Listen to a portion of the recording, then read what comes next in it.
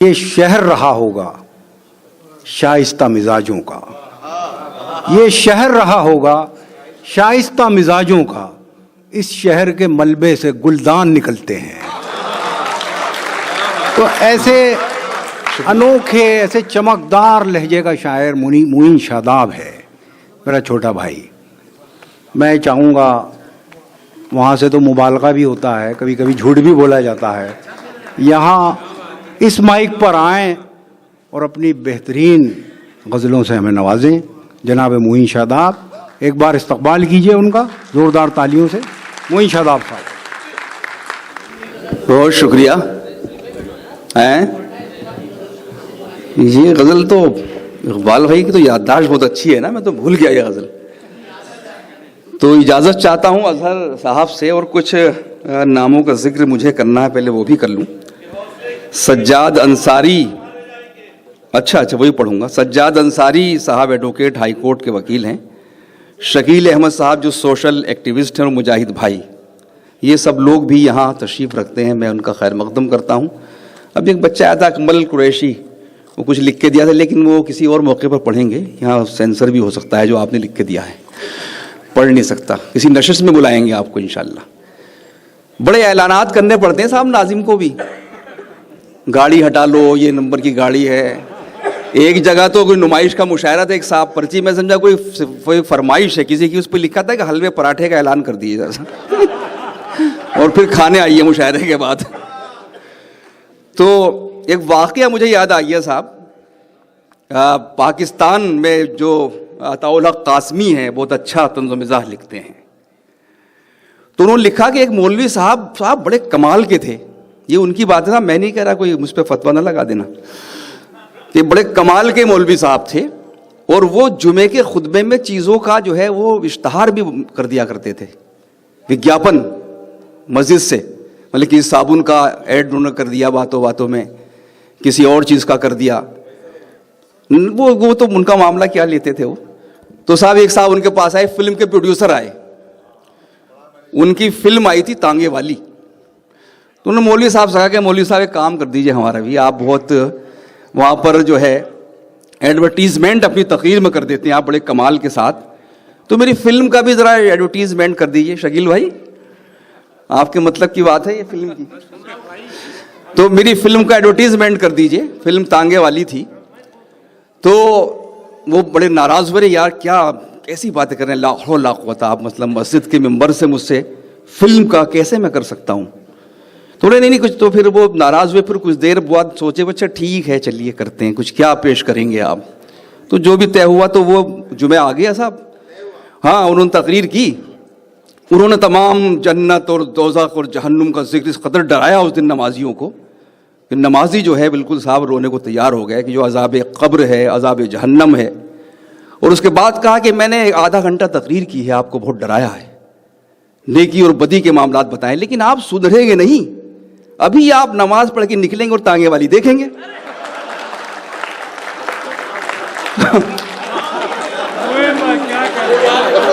تو بہت سلیقے سے بھی لوگ کام کر دیتے ہیں، یہ طریقہ ہے بات کرنے کا، کوئی گناہ بھی نہیں ہوا ہوگا۔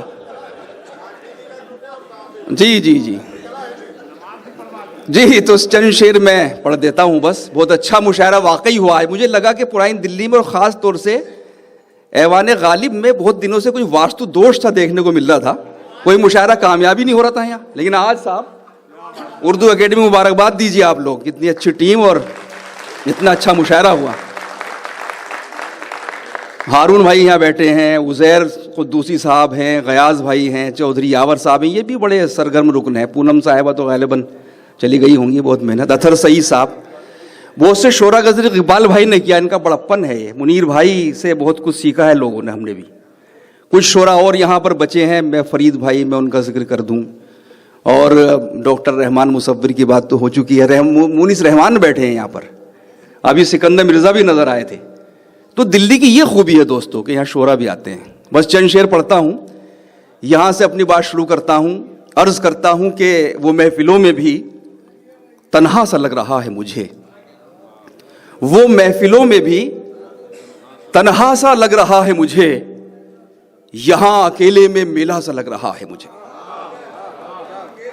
یہاں اکیلے میں میلہ سا لگ رہا ہے مجھے. اور شعر ملاحظہ کریں بادشاہ بھائی, عرض کرتا ہوں آپ سب کا شعر ہے, پیش کرتا ہوں کہ وہ محفلوں میں بھی تنہا سا لگ رہا ہے مجھے, یہاں اکیلے میں میلہ سا لگ رہا ہے مجھے, مجھے بلندی سے ادنا سمجھنے والے سن, مجھے بلندی سے ادنا سمجھنے والے سن, یہاں سے تو بھی تو چھوٹا سا لگ رہا ہے مجھے. شکریہ. وہ محفلوں میں بھی تنہا سا لگ رہا ہے مجھے, یہاں اکیلے میں میلہ سا لگ رہا ہے مجھے, مجھے بلندی سے ادنا سمجھنے والے سن. عادل رشید صاحب بھی ہیں, یہاں سے تو بھی تو چھوٹا سا لگ رہا ہے مجھے. کچھ اور شعر پڑھتا ہوں, ہماری ان دوستوں کی فرمائش ہے, وہ بعد میں پڑھوں گا. ایک دو شعر آپ اور سن لیجئے. عرض کرتا ہوں کہ تمہاری تال لکتی ہے میرا سر ٹوٹ جاتا ہے, تمہاری تال لکتی ہے میرا سر ٹوٹ جاتا ہے, بچھڑ کر تم سے جینے کا تصور ٹوٹ جاتا ہے, بچھڑ کر تم سے جینے کا تصور ٹوٹ جاتا ہے. اور تالیاں ان دو مصروں کے لیے بچا کر رکھیے تھوڑی سی. عرض کرتا ہوں تمہاری تال لکتی ہے میرا سر ٹوٹ جاتا ہے, بچھڑ کر تم سے جینے کا تصور ٹوٹ جاتا ہے, کوئی تذلیل کرتا ہے تو اس سے دکھ تو ہوتا ہے. سنیں دوستو, کہ کوئی تذلیل کرتا ہے تو اس سے دکھ تو ہوتا ہے, مگر ایک فائدہ بھی ہے, تکبر ٹوٹ جاتا ہے. کوئی تذلیل کرتا ہے تو اس سے دکھ تو ہوتا ہے. بہت شکریہ. مگر ایک فائدہ بھی ہے, تکبر ٹوٹ جاتا ہے, مگر ایک فائدہ بھی ہے, تکبر ٹوٹ جاتا ہے. انہوں نے شعر یاد دلایا, وہ پڑھ دیتا ہوں کہ پھر بھول جاؤں. عرض کرتا ہوں کہ کون کہتا ہے کہ سانسوں کی ضمانت دی جائے, کون کہتا ہے کہ سانسوں کی ضمانت دی جائے, خود ہمیں اپنے تحفظ کی اجازت دی جائے. کون کہتا ہے, وہ جو مصرع ہے کہ تمہاری تیری بربادیوں کے تذکرے ہیں آسمانوں میں, وہاں سے شعر دیکھیے آپ دوستو, پہچانیے. کون کہتا ہے کہ سانسوں کی ضمانت دی جائے, خود ہمیں اپنے تحفظ کی اجازت دی جائے, اور ہم کو تلواروں کے لائسنس نہ دیجیے, لیکن کم سے کم ڈھال تو رکھنے کی اجازت دی جائے. کون کہتا ہے کہ سانسوں کی ضمانت دی جائے, خود ہمیں اپنے تحفظ کی اجازت دی جائے, ہم کو تلواروں کے لائسنس نہ دیجیے, لیکن کم سے کم ڈھال تو رکھنے کی اجازت دی جائے. یہ چار مصرے اسی موڈ کے پیش کر رہا ہوں. عرض کرتا ہوں عارف دہلوی صاحب سنیں کہ سانپ جب تک آستینوں کے نہ مارے جائیں گے, جڑوں میں پہنچ رہا ہوں میں مسائل کے, سانپ جب تک آستینوں کے نہ مارے جائیں گے, حوصلہ کتنا بھی ہو ہم جنگ ہارے جائیں گے, حوصلہ کتنا بھی ہو ہم جنگ ہارے جائیں گے, اور دشمنوں سے مارکا آرائی ہوگی بعد میں, پہلے گھر کے بھیدیوں کے سر اتارے جائیں گے. سانپ جب تک آستینوں کے نہ مارے جائیں گے, حوصلہ کتنا بھی ہو ہم جنگ ہارے جائیں گے, دشمنوں سے مارکا آرائی ہوگی بعد میں, پہلے گھر کے بھیدیوں کے سر اتارے جائیں گے. بس آخر میں ایک بڑی غزل جس طرح کا لہجہ میں کرتا ہوں, یہ تو مشاعرہ تھا جو پڑھا میں نے, تو میں پڑھتا ہوں جی, میں پیش کروں, یہ میری ذمہ داری تھی. اب ایک غزل جو تازہ میں نے کہی ہے, تمام شعراء جوہر بھائی تازہ غزل, اچھا اس غزل کے 3 شعر یاد آ رہے ہیں, جاوید بھائی بھی کہہ رہے تھے. پڑھتا ہوں کہ جب لے کے ہتھیلی پر ہم جان نکلتے ہیں, جب لے کے ہتھیلی پر ہم جان نکلتے ہیں, ظلمت میں اجالوں کے امکان نکلتے ہیں, ظلمت میں اجالوں کے امکان نکلتے ہیں. اور یہ شعر بھی اچھا لگے گا, سنیں تمام حضرات, ہمارے بہت سینئر شعراء سب, جوہر بھائی, شکیل بھائی, دانش بھائی, اقبال بھائی. عرض کرتا ہوں کہ یہ جب لے کے ہتھیلی پر ہم جان نکلتے ہیں, ظلمت میں اجالوں کے امکان نکلتے ہیں. اور شعر سنیے کہ پھر لے کے حساب دل پچھتانا پڑا اس کو. امیر بھائی, پھر لے کے حساب دل پچھتانا پڑا اس کو, کچھ اس پہ ہمارے ہی احسان نکلتے ہیں. پھر لے کے حساب دل پچھتانا پڑا اس کو, کچھ اس پہ ہمارے ہی احسان نکلتے ہیں، کچھ اس پہ ہمارے ہی احسان نکلتے ہیں، اور یہ شہر رہا ہوگا شائستہ مزاجوں کا، یہ شہر رہا ہوگا شائستہ مزاجوں کا، اس شہر کے ملبے سے گلدان نکلتے ہیں، کہ یہ شہر رہا ہوگا. بہت شکریہ. شائستہ مزاجوں کا، اس شہر کے ملبے سے گلدان نکلتے ہیں، اس شہر کے ملبے سے گلدان نکلتے ہیں. آخری چند شعر کچھ تازہ غزل کے پڑھ رہا ہوں، کیونکہ دلی شاعری کی قدر کرتی ہے، اس لیے اپنی ذمہ داری سمجھتے ہوئے عرض کرتا ہوں کہ کیا سمجھتے ہو کہ کوئی پھول لے کے آئے گی؟ مطلع برائے مطلع ہے. کیا سمجھتے ہو کہ کوئی پھول لے کے آئے گی؟ زندگی آئی بھی تو بس دل دکھانے آئے گی، زندگی آئی بھی تو بس دل دکھانے آئے گی. اور غزل یہاں سے کھل رہی ہے، ملاحظہ کریں، یہ شعر پڑھیں، پڑھتا ہوں میں، عرض کرتا ہوں کہ زندگی آئی بھی تو بس دل دکھانے آئے گی. اور شعر کہتا ہوں دوستو، خواب کے آنے سے پہلے نیند آنی چاہیے. حفاظت چاہتا ہوں اس شعر کی اقبال بھائی. خواب کے آنے سے پہلے نیند آنی چاہیے. خواب پہلے آ گئے تو نیند کیسے آئے گی؟ خواب کے آنے سے پہلے نیند آنی چاہیے. خواب پہلے آ گئے تو نیند کیسے آئے گی؟ خواب پہلے. بہت شکریہ. اور میر درد کی بستی اور یہ شعر میرا منیر بھائی. عرض کرتا ہوں کہ دو بدن یکجان ہونے سے بھلا روکے گا کون؟ دو بدن یکجان ہونے سے بھلا روکے گا کون؟ ایک اندیشہ ہے لیکن روح آڑے آئے گی. دو بدن انجان ہونے سے بھلا روکے گا کون؟ ایک اندیشہ ہے لیکن روح آڑے آئے گی. یہ غزل کے 2-3 شعر ہوئے، مطلع ہوا ہی نہیں، برائے مطلع بھی نہیں ہوا کم وقت. تو بغیر مطلع کے سن لیں، منڈی غزل کہا جاتا اس کو، تو بڑی مشکل بھی ہوتی ہے اگر مطلع نہ ہو. لیکن آپ دلی والے ہیں، آپ میرے خیال سے سنبھال لیں گے مجھے پہلے شعر سے. عرض کرتا ہوں شعراء اکرام کی خدمت میں، میرے سب بڑے ہیں. شعر پڑھتا ہوں کہ تلاشی لی گئی جب بھی میری سماعت کی. اب شعراء کی جو ذمہ داری ہوتی ہے ایک ادبی مشاعرے کے لیے، وہ پڑھ رہا ہوں کہ تلاشی لی گئی جب بھی میری سماعت کی، تیرے سخن کے علاوہ کچھ اور تھا ہی نہیں. تلاشی لی گئی جب بھی، تلاشی لی گئی جب بھی میری سماعت کی. بہت شکریہ. تیرے سخن کے علاوہ کچھ اور تھا ہی نہیں. اور دوستو شعر سنے کہ کہاں کی منزلیں کوئی سرائے تک نہ ملی.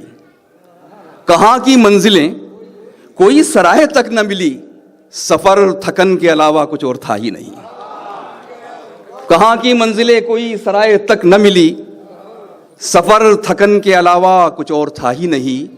اور اردو والوں مزہ لیجئے شعر کا کہ حسین نہ ہو کے بھی اس کو حسین لگتا تھا. حسین نہ ہو کے بھی اس کو حسین لگتا تھا. یہ حسن زن کے علاوہ کچھ اور تھا ہی نہیں، کہ حسین نہ ہو کے بھی اس کو حسین لگتا تھا.